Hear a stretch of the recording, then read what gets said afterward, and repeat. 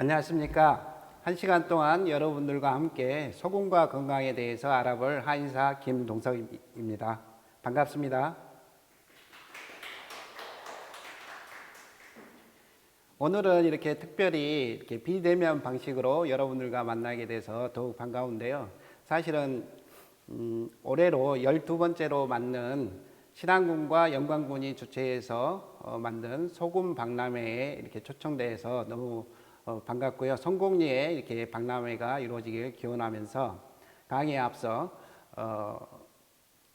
이렇게 소금에 대한 어떤 올바른 지식들을 여러분께 강의를 할 기회를 주신 박람회 관계자 여러분께 다시 한번 감사드립니다.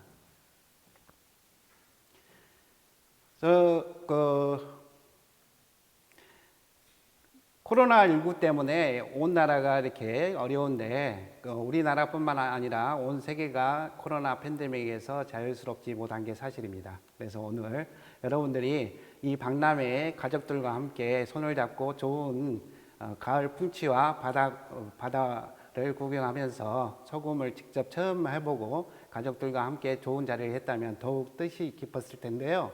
오늘은 이렇게 비대면 방식으로 된 것이 아쉽기는 합니다만은 우리나라가 특히 이 코로나 형국에서 다른 나라보다 굉장히 잘 감염자 수도 적은 반면에 치명률도 굉장히 낮다라는 사실이 이렇게 보고되고 있는데요. 그러한 이유가 코로나 방역을 하신 여러분들의 보건당국자들의 노력도 굉장히 기여를 했지만 저는 소금이 1등 공신이라고 생각합니다.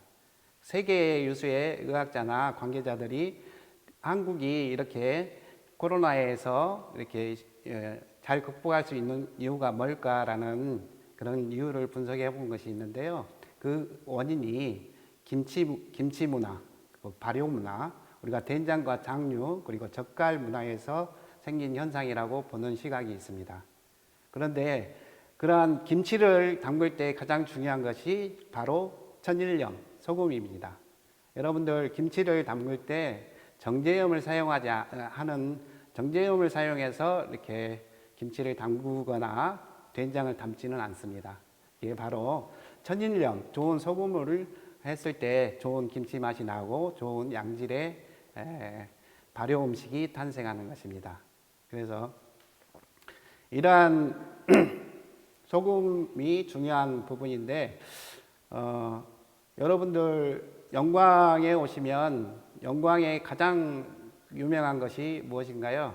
굴비입니다. 영광하면 생각나는 것이 굴비인데 굴비 또한 사실은 칠산 앞바다에서 나는 좋은 양질의 소금 때문에 좋은 굴비가 탄생할 수 있었던 것입니다. 그래서 이러한 좋은 굴비나 좋은 우리 면역력에 좋은 발효 음식들이 발생할 수 있었던 것이 소금이라는 것을 여러분들이 간과하시면 안 되겠습니다. 저는 이렇게 영광을 올 때마다 느끼는 것인데요.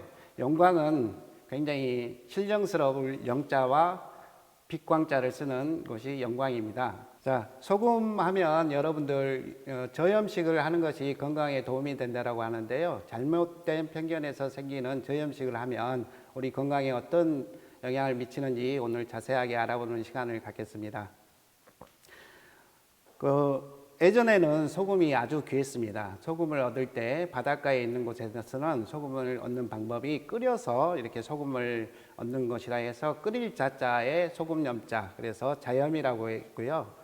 그리고 바다가 멀리 있는 내륙에서는 소금을 귀할 방법이 없었기 때문에 산에서 광산에서 광물을 캐는 것처럼 캐는 소금, 암염이라는 소금을 이용해서 썼기 때문에 소금이 아주 예전엔 귀했습니다. 그래서 예전에 로마 군인들에게 급료를 줄 때 금화나 은화 대신 소금을 주었기 때문에 월급을 받는 사람을 샐러리맨이라 하는데 솔트의 어원에서 이게 샐러리라는 말이 생길 정도인데요. 그만큼 소금이 금처럼 귀했다라고 해서 소금을 아주 우리 건강에는 없어서는 안 될 그런 존재로 여겼기 때문에 성경에서도 빛과 소금이 되라라는 그런 말이 있는 것입니다.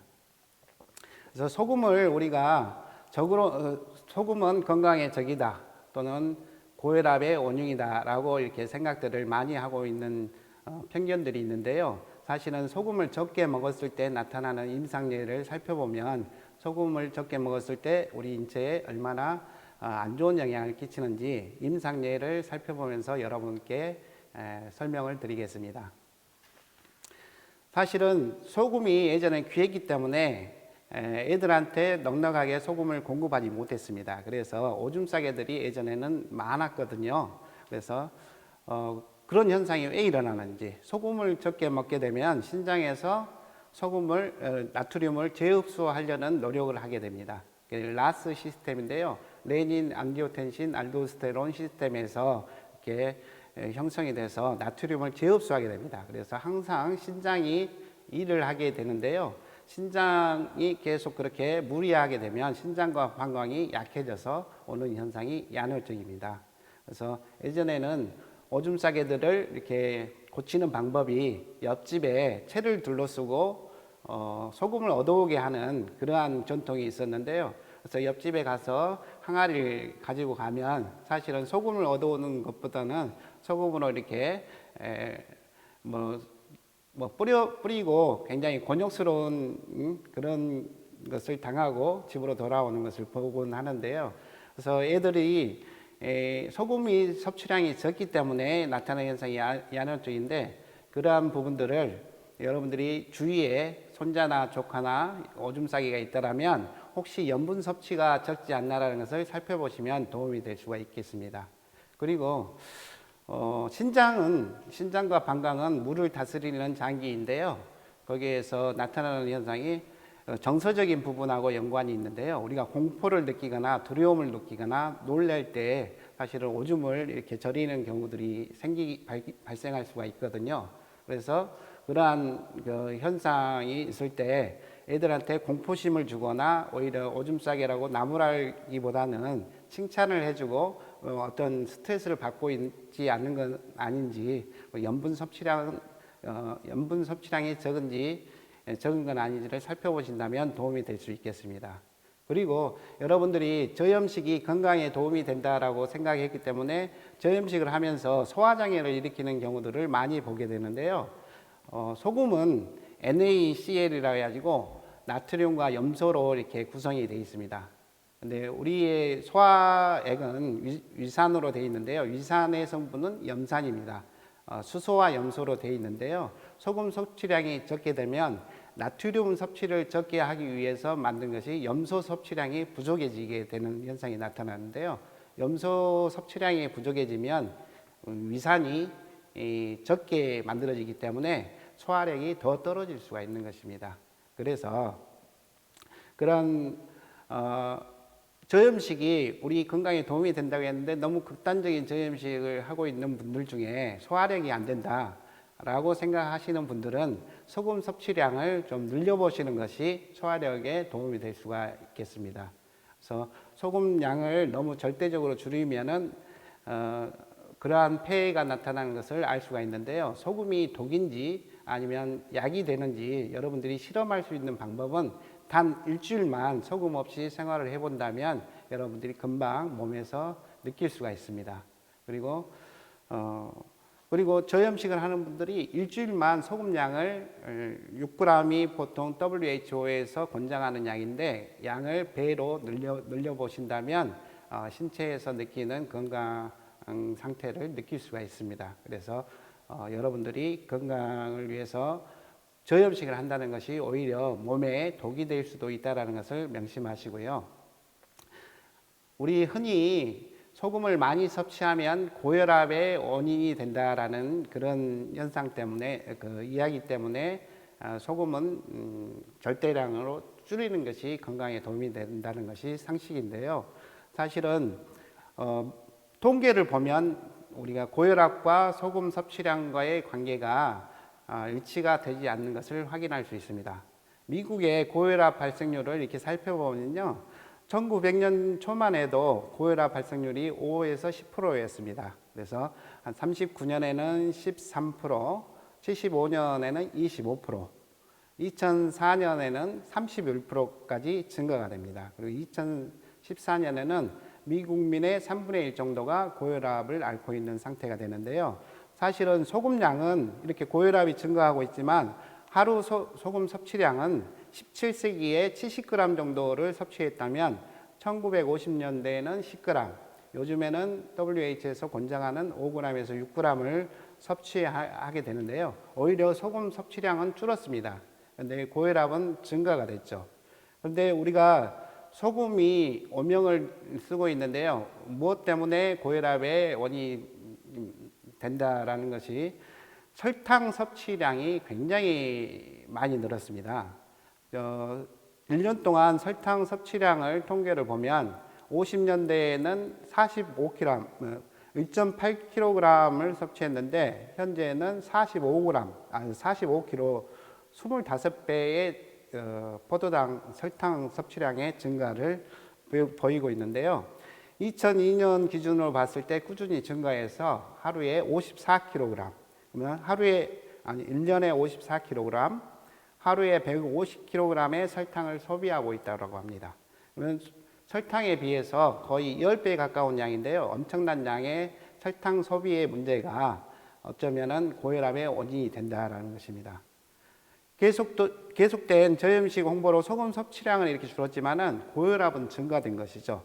하지만 설탕 소비량의 증가로 각종 성인병이 증가되었다는 사실을 여러분들은 통계를 통해서 알 수가 있는데요. 사실은 설탕 섭취를 많이 하게 되면 혈당이 높아집니다. 혈당이 높아지게 되면 혈액이 끈적거려서 혈관이 막히게 되는 동맥경화 현상이나 말초 혈액순환 장애로 이어지게 되고 당뇨까지 이어지게 됩니다. 그래서 고혈압이 2차성으로 이렇게 오는 경우들이 많이 발생하게 되는 것이죠. 그래서 설탕의 소비가 성인병의 원인이 된다는 또 다른 통계는 보시면은 좌측에 있는 그래프는 미국의 유방암 발생률 추이입니다. 우측에 있는 통계 그래프는 설탕 소비량의 증가 그래프인데요. 정확히 일치하고 있습니다.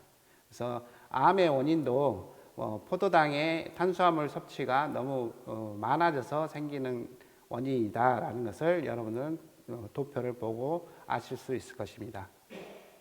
여러분 사진을 보시면 이 사진은 어떤 사진일까요? 네, 댐인데요. 이탈리아에 있는 신지노라는 댐인데 그 댐이 48m가 되고 굉장히 가파릅니다. 근데 염소가 거기에서 뭘 먹고 있어요. 자세히 보시면 뭐 풀을 먹는 것이 아니라 거기에서 나오는 염분을 섭취하고 있는 사진입니다. 그래서 목숨을 걸고 염소가 염분을 섭취한다는 것은 염분이 굉장히 염소의 건강에 필요하기 때문에 섭취를 하는 것이죠. 그래서 보신다면 염소들의 생식 기능에도 소금이 영향을 미치고 있는데요. 자료를 보시면 충분한 소금을 섭취한 양들은 새끼를 낳을 때 우유 생산량이 증가가 됩니다. 그리고 소금 섭취를 잘한 염소들은 짝짓기를 빨리 한다는 통계가 있습니다. 그리고 암퇴지를 가지고 실험을 했는데요. 소금을 제한을 해봤더니 이유기에서 그 다음 가임기까지 기간이 2배가 증가됩니다. 그리고 그뿐만 아니라 낳는 새끼의 산자 수가 줄고요. 나오는 새끼의 몸무게도 저하가 된다는 것이 실험으로 확인이 됐습니다. 그리고 생쥐 실험을 통해서 소금 제한을 해봤는데 생쥐들이 번식에 실패한 것을 확인했는데요. 이러한 저염식은 자연인이 피임을 안 해도 자연 피임이 되게 만드는 그런 현상도 만들 수가 있는데요. 저염식을 하는 야노마노 인디언은 피임을 안 해도 4년에서 6년에 한 번씩 출산을 한답니다. 그래서 보통은 우리 세대에는 5남매, 6남매 되는데 보통 터울이 2년 사이인데 이 저염식을 하는 인디언들은 4년에서 6년이라 하니까 임신하는 것이 굉장히 저염식과 관련이 있다는 것이죠. 그래서 인디언들을 이렇게 보니까 선천성 부신 문제로 염소모성 신장을 가진 여성이 많다는 것이 밝혀졌고요. 그러한 여성들의 여성 호르몬에 문제가 생기는 것이 실험적으로 그리고 통계적으로 밝혀져 있는 것이 사실입니다. 그래서 지나친 저염식은 우리가 성욕 또는 가입 능력, 산자수 또는 유아의 체중 감소나 발기부전 그리고 피로, 수면 장애까지 유발할 수 있다는 것이죠. 이러한 소금이 이러한 영향을 주고 있는데 사실은 소금을 우리가 나쁜 도구로만 이렇게 인식하고 있는데 때로는 이러한 소금이 약이 될 수도 있고 독이 될 수도 있다는 거 여러분 시청자 여러분 명심하시고요. 식약동원이라고 이렇게 표현을 합니다. 우리가 치료를 할 때 음식이 약이 된다라는 뜻이 식약동원, 약식동원이라는 뜻인데요. 화면에 보이시는 암자를 보시면 암이라는 한자는 병이라는 역병이라는 뜻하는 부수와 함께 입구자가 3개입니다. 그리고 met산인데요. 입으로 들어가고 나가는 것이 잘못된 것이 산처럼 쌓일 때 오는 것이 암이다라는 뜻인데요. 반대로 옆에 있는 우리 음식을 뜻하는 식자를 보면 사람인의 기를 양입니다. 우리가 좋은 음식을 먹게 되면 사람을 기를 수 있다라는 뜻이죠. 그래서 우리가 음식을 어떻게 먹느냐에 따라서 어떤 것을 먹느냐에 따라서 어쩔 때는 암을 만들기도 하고 사람을 건강하게 만들 수도 있다는 것입니다. 그래서 소금이 여러분들이 생각하는 것처럼 도구로만 인식되는 게 아니고 약으로서 이렇게 인식될 수가 있는 것입니다. 시청자 여러분들 중에 주위에서도 그렇고 직접 경험도 하셨을 수도 있는데요. 한 번쯤 응급실에 한 번씩 실려가거나 또는 주위에 증상이 심각한 대사증후군을 앓고 있는 환우분들이 병원에 가서 정말 병원에 가면 검사 결과가 나오기 전에는 어떤 처방이 이루어지지 않는데 바로 달아주는 것이 링거액입니다. 하루에 3리터를 맞게 되는데요. 이 링거액은 다름 아닌 소금물입니다. 소금물인데 우리 몸에 염도하고 맞춘 소금물인데요. 0.09%인데 1000g을 하면 1리터에 9g의 소금이 들어가 있는 것이죠. 하루에 3리터를 이렇게 수액을 맞게 되니까 단순 계산해도 27g이라는 소금을 섭취하게 되는 것입니다. 그리고 병원에 입원하면 또 음식을 먹게 돼서 음식으로부터 섭취하는 소금량이 5g에서 6g이니까요. 이걸 산술적으로 더해보면 32g을 섭취하는 것인데 우리 권장량의 7배를 먹고 있습니다. 근데 병원에 입원해서 이렇게 체크를 해보면 바이탈 사인을 체크를 해보면 심박수나 또는 체온 그리고 혈압을 체크하는 것이 바이탈 사인인데 오히려 바이탈 사인이 정상을 유지하게 됩니다. 이렇게 많은 소금을 먹었다면 사실은 고혈압이 돼야 되지 않습니까? 혈압이 올라가야 되는데 오히려 안정된 바이탈 사인을 유지할 수 있는 것이 이런 소금물 그러니까 링거액을 통해서 해결할 수 있다는 것이죠. 그래서 전해질 균형, 그러니까 소금물의 염도만 맞춰도 신진대사가 활발해져서 건강을 찾을 수 있다는 근거를 찾을 수가 있는 것입니다. 그리고 우리나라 국민들은 서양에 비해서 굉장히 소금량이 2배에 가까운 양을 섭취한다고 이렇게 통계에 나와 있는데요. 사실은 육식동물과 채식동물의 소금 섭취량도 차이가 있거든요. 육식동물은 사냥을 하게 되면 염분이 가장 많은 내장부터 심장이나 신장, 내장부터 이렇게 먹게 되는데요. 그 이유가 염분을 섭취하려는 노력인 것이죠.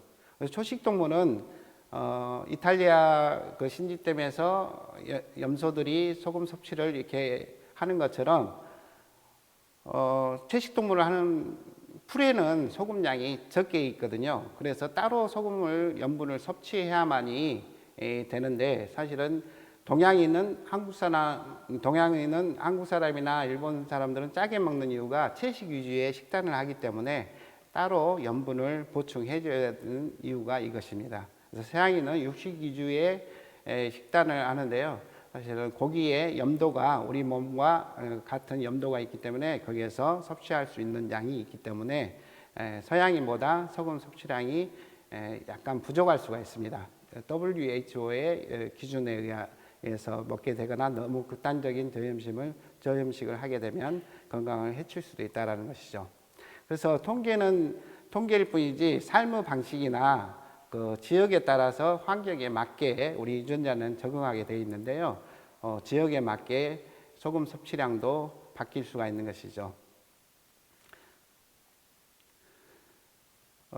요즘에 고혈압을 비롯한 당뇨병이나 암을 비롯한 환자들, 성인병 환자들의 공통점이 있습니다.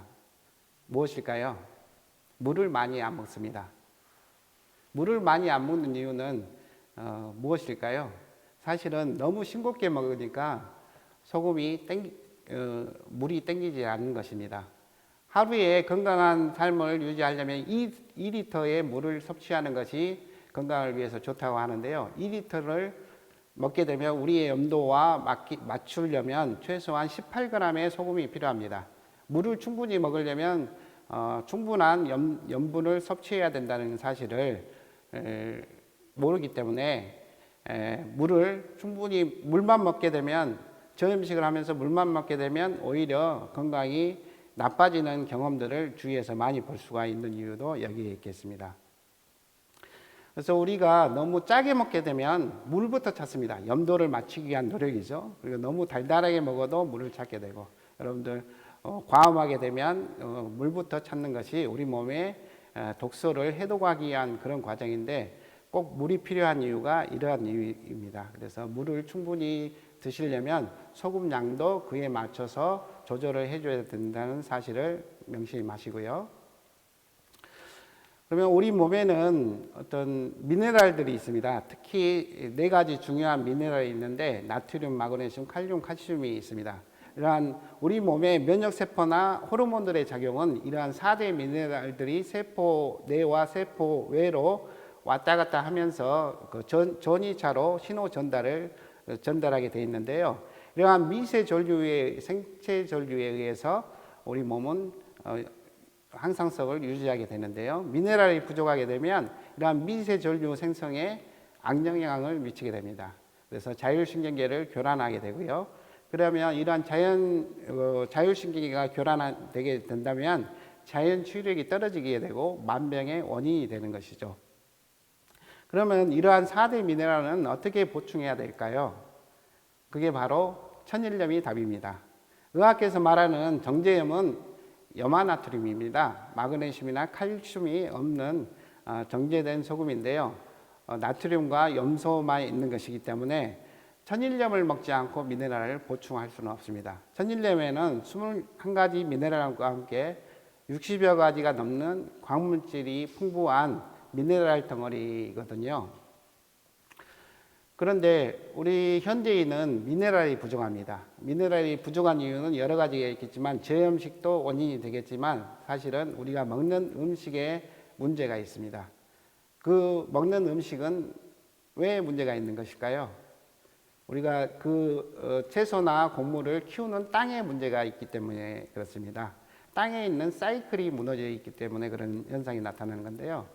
예전에는 우리가 먹는 음식이나 이것이 변으로 나오게 되면 나온 변과 거기에서 즙이라고 하죠. 지푸라기인데 그 즙을 함께 만들어서 푸세식이라는 화장실 구조에서 다시 두엄을 만들었습니다. 그 두엄을 다시 논에 넣어주면 그 미네랄이 순환을 하는 구조가 되어 있는데 요즘에는 논에서 이렇게 만들어진 지푸라기는 속아 먹으면 속아 먹은 분뇨는 어떻게 됩니까? 해양 투기를 하거나 요즘에는 다른 처리를 해서 하게 되는데요. 바다로 흘러가게 됩니다.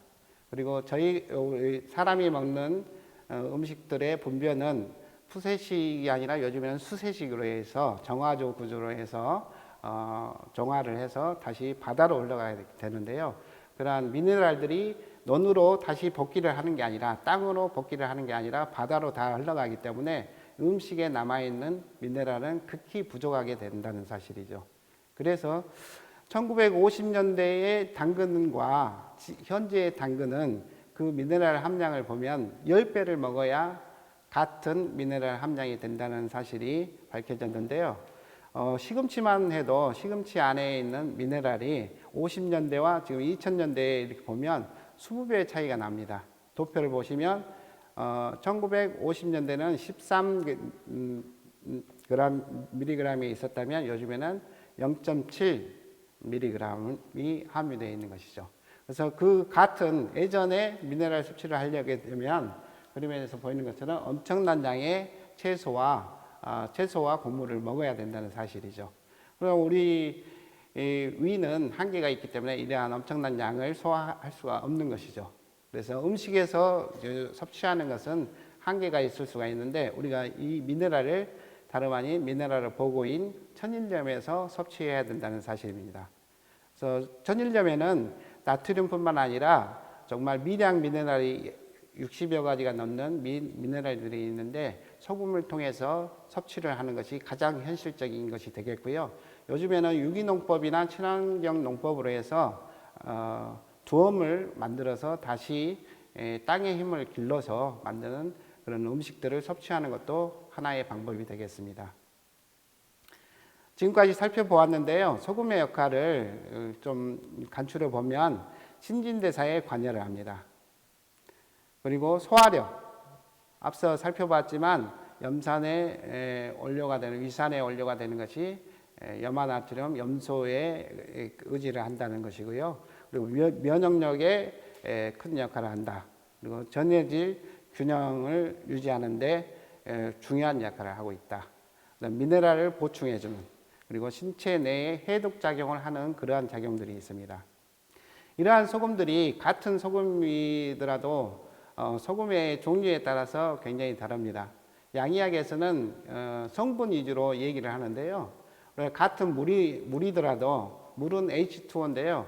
얼음으로 되어 있느냐 아니면 찬물이냐 덤물이냐 에너지, 열이 가해진 상태에 따라서 물의 어떤 기능이 달라진다는 것이 한의학의 이론인데요. 그래서 그러한 같은 소금도 마찬가지입니다. 소금도 정제염과 또는 천일염과 그리고 구웠냐 안 구웠냐 어떤 생산하는 방식에 따라서 달라질 수가 있다는 것입니다.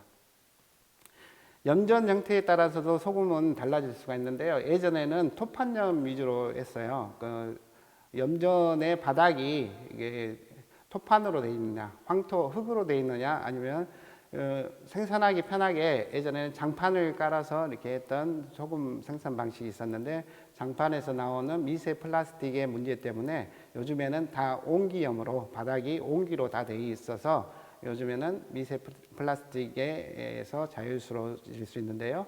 그런 염전 형태에 따라서도 소금이 다를 수도 있고 생산 방식에 따라서도 소금이 다를 수 있습니다. 우리가 흔히 말하는 천일염, 자염, 암염, 정제염, 맛소금 이렇게 여러분들도 아시고 있을 텐데요. 천일염과 정제염은 미네랄이 함유가 되어 있느냐 되어 있지 않느냐의 차이가 있겠고요. 이러한 천일염도 볶아서 먹느냐 구워서 먹느냐에 따라서 달라질 수가 있습니다. 보통 볶은 소금이라 하면 400도씨 이하에서 볶아서 이렇게 먹는 것인데요. 소금에는 좀 불순물이 있을 수도 있고 안 좋은 성분들이 있을 수 있는데 볶으면은 되게 우리가 소금을 볶을 때 굉장히 유독가스가 나올 수 있는 것을 볼 수가 있는데 그러한 불순물을 제거하기 위해서도 볶아서 먹어야 되겠고요. 그다음에 400도씨 이상의 열을 가하면 구웠다라는 표현을 하는데 이 구울 때 무엇을 통해서 굽느냐에 따라서 또 성분이 달라지는데요. 황토로 굽느냐에서 황토소금이나 대나무로 구우면 죽염이 되고 도자기에도 구워서 나오는 소금들이 있는데요. 그래서 일반 소금을 굽게 되면 광물질 등의 좋은 성분이 증가된다는 사실이 실험적으로 증명이 되어 있습니다. 그래서 이러한 소금들이 있는데 좋은 소금이라는 것은 어떤 소금이냐 우리가 보면 간수가 잘 빠진 소금이 좋은 소금이다 이렇게 하는데 소금을 채취하는 시기에 따라서 이 간수가 마그네슘 성분인데요. 이 간수가 적고 많고 하는데 보통 3월에서 10월에 소금을 생산하는데 장마 이전에 생산하는 그러니까 봄이나 초여름에 생산하는 소금이 염도가 가장 높아서 좋다고 합니다. 그래서 가을에는 마그네슘이나 칼륨 등의 간수 성분이 함량이 높아서 쓴맛을 낸다고 그래요. 그래서 쓴맛을 내게 되는 그런 소금을 쓰게 되면 김장을 담궈도 김치가 쓰게 되는 이유가 여기에 있습니다. 그래서 쓴 성분을 빼는 게 간수인데요. 간수를 장시간, 이게 오래 먹은 소금일수록 간수가 잘 빠져 있는 상태인데요. 그래서 소금이 오래될수록 좋은 소금이 될 수 있겠습니다. 소금을 보면 우리가 보통 투명하고 반짝거리는 것이 좋은 소금이라고 대부분 생각할 수 있는데요. 오히려 반짝거리지 않고 불투명한 소금이 우유처럼 불투명한 소금이 미네랄 성분이 많고 염도가 높은 소금입니다. 그래서 소금 자루에 이렇게 보면 물방울이 맺힌 것처럼 있는 것은 간수가 많은 소금이거든요. 그래서 포장지를 보면 염도가 표시되어 있는데 염화나트륨 함량이 80% 이상이 되는 것이 좋은 소금이라고 아시고 있으면 되겠습니다. 서두에 말씀을 드렸지만 코로나 방역의 1등 공신이 우리 전통 음식인 김치다, 발효 음식이다라고 말씀을 드렸는데요. 사실은 김치를 담글 때 가장 중요한 역할을 하는 것이 소금이기 때문에 코로나 방역의 1등 공신이 이 소금이다라는 말씀을 드렸는데요. 제가 생방송에 익숙하지 않아서 녹화하는 걸로 좀 착각을 해서 서두에 강의를 좀 매끄럽지 못하게 진행된 점 이해해 주시고요. 아무튼 이러한 소금의 농도에 따라서 발효시키는 발효 과정이 달라질 수가 있는데요. 소금 농도나 온도에 따라서 발효는 달라질 수가 있는데요. 요즘에는 김치 냉장고가 이렇게 보편화되고 저장하는 기술이 좋아졌기 때문에 짜면 짤수록 보관을 오래 했기 때문에 예전의 김치는 짰고 요즘에는 갈수록 싱거워지는 경향을 띠고 있습니다. 그리고 김치를 보더라도 북방으로 갈수록 날씨가 선선해지는 북방으로 갈수록 김치가 싱거워지는 경향이 있고요. 남방으로 갈수록 짠 이유도 김치를 보관하기 위한 어떤 하나의 조상들의 지혜가 아니었나라는 생각을 해봅니다. 여러분들 되게 질병을 앓지 않기 위해서 노력들을 하시고 건강한 삶을 유지하기 위해서 많은 노력들을 하고 있으신데 암을 비롯한 모든 질병은 유전자의 변형에서 온다라는 것이 과학적으로 증명이 됐습니다. 그러면 이러한 유전자의 변형은 어떤 이유에서 생길까요? 우리가 유전자 변형의 원흉은 활성산소라고 합니다. 활성산소는 우리가 에너지 대사를 할 때도 나타날 수가 있는데요. 에너지 대사를 하게 되면 에너지를 만들고 활성산소가 나오게 되는데 이 활성산소는 세포막을 파괴할 뿐만 아니라 세포가 파괴되기 때문에 노화 현상의 원인이 되기도 하고요. 유전자 변형이 되고 염증 유발하는 물질이 활성산소입니다. 근데 이 활성산소를 없애주는 것이 항산화 작용이라고 여러분들 들어보셨죠? 그래서 항산화제는 암 치료할 수 있다라는데 항산화제 요법 중에 인삼주겸요법이 있는데요. 주겸은 강력한 항산화제입니다. 그래서 오늘 이 실험을 제가 직접 해서 소금이 알칼리성 소금이 있고 알칼리성이 아닌 소금이 있는데요. 소금도 산성인가 알칼리성인가에 따라서 항산화 작용이 있냐 없냐 이렇게 알아볼 수가 있는데요. 준비된 화면을 한번 보시면서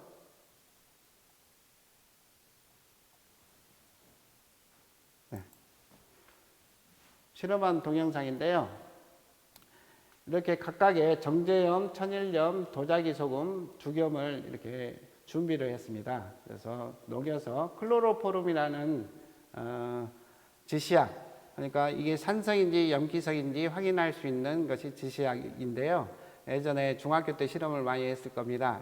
리트머스 종이로 이게 색깔의 변화에 따라서 염기성인지 산성인지 알아볼 수 있는 것인데요. 이 클로로포름이라는 지시약을 넣게 되면 염기성일 때 붉은색으로 변합니다. 한번 실험하는 과정을 보면요. 지금 정제염에 넣을 때는 색깔 변화가 없습니다. 그리고 천일염에 이렇게 섞게 되면 변화가 없었죠.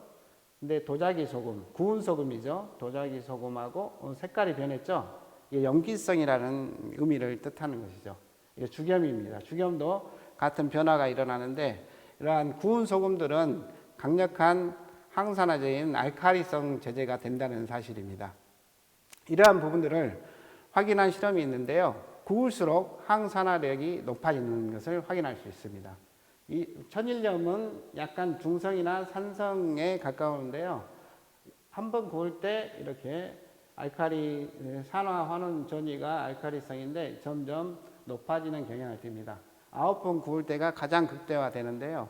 사실은 아무런 첨가물 없이 굽기만 했는데도 알칼리성으로 변한다는 사실을 여러분들은 아신다면, 강력한 항산화 작용이 많은 항산화제를 먹는 것도 중요하겠지만 좋은 소금을 먹어도, 구운 소금을 먹어도 그러한 역할을 할 수 있다는 것을 여러분들이 오늘 아신다면 건강을 지키는 데 도움이 될 수가 있습니다.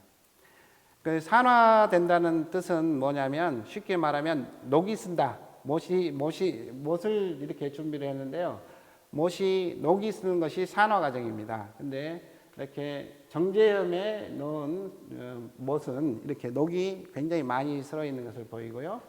이 부분은 천일염입니다. 천일염은 그래도 산화가 그렇게 덜 진행이 됐고요. 그래서 한 번 구운 죽염이고요. 3번 구운 죽염, 9번 구운 죽염이 되겠습니다. 구우면 구울수록 이게 녹이 안 쓴다는 것은 산화를 억제한다는 뜻이 되겠습니다. 그리고 소금의 종류별로, 이것은 목포대학교 천일염 연구센터에서 실험한 데이터인데요. 정제염과 천일염, 죽염, 인체의 산화 정도를 알아볼 수 있는 그러한 실험이었는데요. 정제염은 산화율이 18 정도까지 됐다면 죽염은 3 정도, 그러니까 6분의 1 정도의 어떤 산화가 되지 않았다는 사실이니까요. 그래서 이렇게 소금을 부어서 이렇게 먹는 형식이 아마도 세계에서 유일하게 우리 민족이 소금을 또 구워서 먹지 않나라는 생각을 해보는데요. 소금은 물에서 씁니다. 바닷물에서. 물은 물이라고 이렇게 물은 수입니다. 수. 그래서 햇볕은 화죠. 그래서 물이 불을 만나서, 그리고 다른 말로 하면 음양이 함께 공존하는 균형 물질이 소금이다. 그래서 수증기와의 의미가 있다라고 이렇게 보는데요. 죽염은 음양 오행균을 모두 갖추고 있는 보약 중에 보약이 죽염입니다. 네, 죽염은 오행이라 하면 목, 화, 토, 금, 수를 오행이라고 하거든요. 그래서 아까 수증기와의 의미도 있지만, 이게 천일염의 대나무가 목 기운에 해당되고요. 황토는 토지 않습니까? 토의 기운. 그리고 9번 굽기를 반복한 후에 무쇠로 쇠가마 속에 금 기운을 통해서 영용해내서 만든 것이 죽염이기 때문에, 인산 죽염을 만든 김유른 선생님은 온 우주의 공해독을 죽염으로 해독할 수 있는 명약 중에 명약이라고 하였고, 특히 암 치료에 구운 마늘과 죽염을 처방해서 치료했다는 기록들이 많고요. 실제로 굉장한 효과를 보고 있습니다. 오늘 강의가 되게 처음에 생방송에 익숙하지 못해서 죄송한데요. 오늘 영광이, 제가 처음이 아니라 영광은 자주 옵니다. 왜 영광을 자주 오냐면, 영광은 신령스러운 영자의 빛광입니다. 그래서 이곳이 불교의 도래지기도 하면서 온불교가 창시된 곳이기도 합니다. 그리고 천주교 성지이기도 하고요. 그래서 신령스럽다, 영이 맑다, 맑은 곳이 영광이고 빛이 좋은 곳이 영광입니다. 이 영광에 염산에서 제가 강의를 하게 됐는데요. 염산이 소금 염자의 맷산입니다. 소금이 산처럼 쌓였던 곳이 염산이라는 지역인데, 이 염산에서 나는 소금으로 칠산 앞바다에 조기를 연관을 해서, 석관이라고도 하는데요. 간을 해서 만든 것이 굴비라는 거. 그 굴비가, 그래서 영광이 굴비로 유명한 이유가 이 소금 때문에 그렇다는 것입니다.